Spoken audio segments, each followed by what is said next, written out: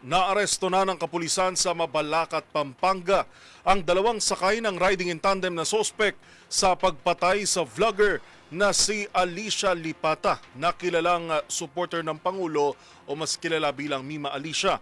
Na-recover sa mga sospek ang dalawang granada at dalawang mga baril. Una sa balita si Edniel Parosa. Edniel. Yuel, naaresto na ng Philippine National Police ang dalawang suspect sa pagpatay sa pro-Marcos vlogger na si Alicia Lipata o mas kilala sa kanyang social media name na Mima Alicia. Inanunsyo dito sa Campo Crame ni Acting PNP spokesman Police Colonel Allen Rico na nahuli ang riding in tandem sa Mabalacat, Pampanga ngayon lamang o kanina lamang umaga, ngayong Hulyo 23. Nakuha sa kanila ang dalawang hand grenade, isang 9mm pistol at isang kalibre 45 hinihinalang gamit sa pamamaril kay Lipata. Pero ayon kay Ko, maaaring may makasabot pa ang mga hinihinalang gunmen. Bagay na subject pa ng patuloy na investigasyon at patuloy ding manhunt operation.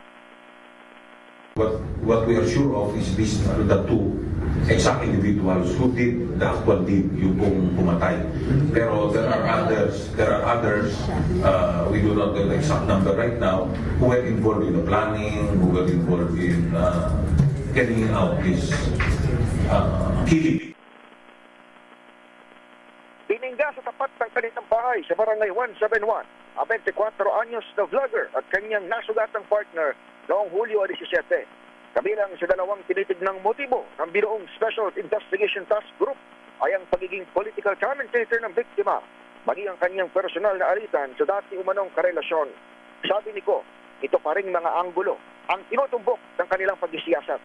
Samantala, harap sa mga kasong murder at labag sa Republic Act 10591 at 9516, ang mga una nang naaresto.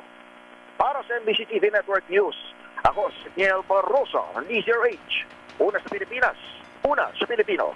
Maraming salamat, Edniel Parosa.